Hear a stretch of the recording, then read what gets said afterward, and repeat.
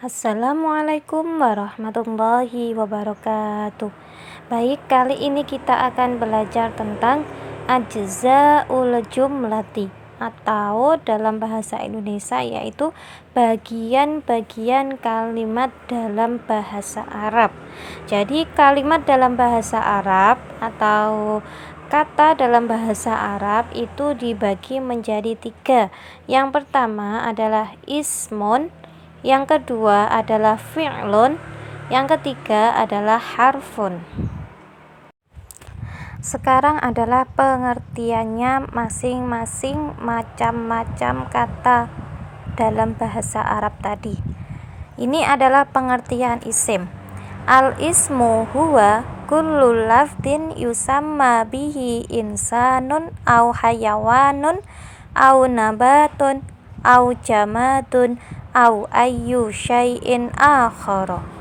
Isim adalah kullu lafdin, yaitu setiap lafaz, yusamma bihi insanun, yang digunakan untuk menamakan manusia, au hayawanun atau hewan, au nabatun atau tumbuhan, au jamadun atau benda mati, au ayyu syai'in akhara atau sesuatu yang lain.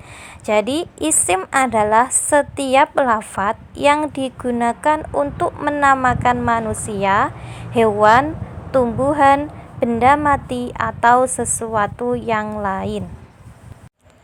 Berikut adalah contoh dan penjelasannya.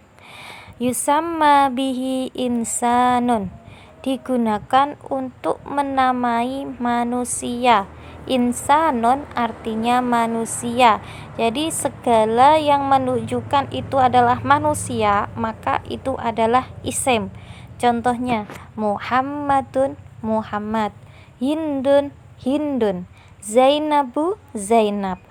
Pokoknya semua yang itu adalah manusia maka adalah isim.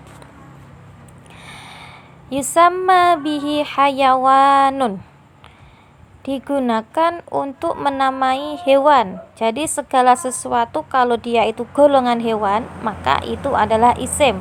Contoh baqaratun, sapi, qitton, kucing, hamamun, burung merpati, dan lain sebagainya. Selanjutnya yusamma bihi nabatun, digunakan untuk menamakan tumbuhan. Jadi segala sesuatu yang meliputi tumbuhan itu adalah isim. Contohnya zahrotun, bunga, syajarotun, pohon, wardatun, bunga mawar, dan lain sebagainya. Selanjutnya yusamma bihi jamadun, digunakan untuk menamakan benda mati. Jadi segala sesuatu kalau dia itu mencakup benda mati maka dia adalah isim. Contohnya qalamun, pena, kursiyun, kursi, babun, pintu, dan lain sebagainya. Selanjutnya yusamma bihi syai'un akhara, yaitu digunakan untuk menamakan sesuatu yang lain. Jadi selain manusia, selain hewan, selain tumbuhan, selain benda mati, di sini yaitu seperti contohnya nasihatun, nasihat, nurun, cahaya, dan lain sebagainya.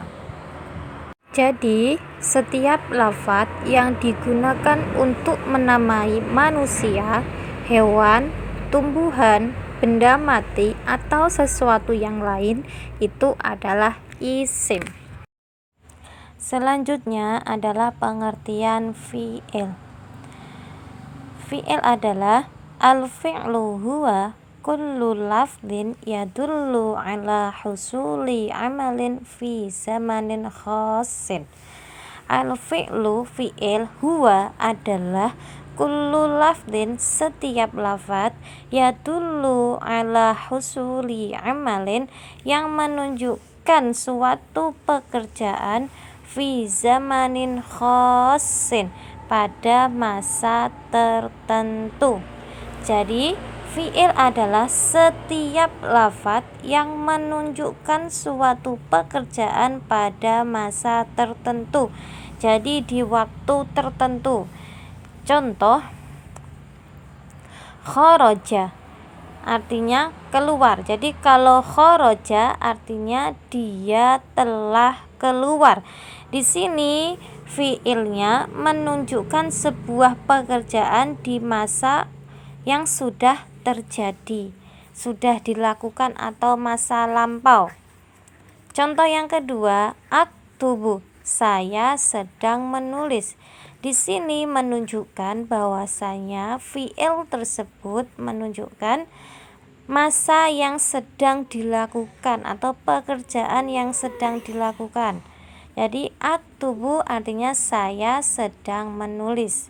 Maka dapat disimpulkan bahwasanya fiil adalah setiap lafaz yang menunjukkan suatu pekerjaan pada masa tertentu, baik di masa lampau maupun di masa sekarang. Selanjutnya adalah pengertian huruf atau harf. Al-harfu huwa kullu lafdin la yazharu ma'nahu kamilan illa ma'a ghairihi. Huruf adalah kullu lafdin, setiap lafaz, la yazharu ma'nahu kamilan, yang tidak jelas artinya secara sempurna, illa ma'a ghairihi, kecuali dengan yang lain.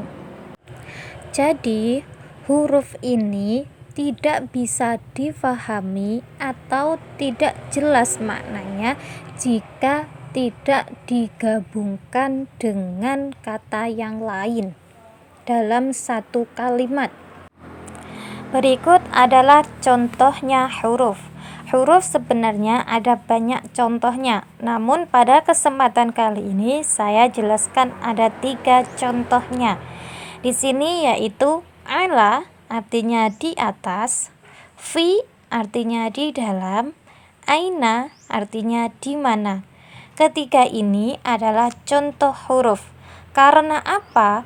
Karena pengertian huruf adalah setiap lafaz yang tidak bisa difahami maknanya secara sempurna jika tidak bersambung dengan kata yang lain. Jika kita perhatikan, ala artinya di atas. Maka ketika saya mengucapkan ala, maka orang yang mendengar tersebut tidak memahami maksud apa yang saya katakan. Ala di atas. Lah, orang yang mendengar apa maksudnya yang di atas? Seperti itu. Maka itu adalah huruf. Jika saya berikan mengatakan alal maktabi daftarun, di atas meja ada buku, maka secara spontan orang yang mendengarkan bisa memahami bahwasannya di atas meja itu ada buku. Kecuali saya mengatakan hanya di ala, di atas, maka orang lain tidak akan bisa memahami. Contoh yang kedua yaitu fi, artinya di dalam. Jika saya mengatakan fi, maka orang yang mendengarkan tidak bisa memahami tanpa saya sambung dengan kata yang lain. Fi di dalam, orang lain tersebut tidak akan paham. Maka bagaimana caranya agar bisa memahamkan? Yaitu fil miqlamati qalamun, di dalam kotak pensil ada pena. Nah, orang lain akan bisa memahami apa yang saya katakan. Contoh selanjutnya yaitu aina, artinya di mana. Jika saya hanya mengatakan aina, maka orang lain tidak bisa paham. Aina, di mana? Nah, orang lain akan bingung maksudnya di mana apa. Nah, ini dinamakan huruf karena tidak bisa memahamkan orang lain tanpa bersambung dengan kata yang lain. Jika saya buatkan contoh seperti ini, aina daftaruka, di mana bukumu? Maka kata tersebut bisa memahamkan orang lain. Jadi orang tersebut bisa paham maksudnya, yaitu di mana bukumu, seperti itu.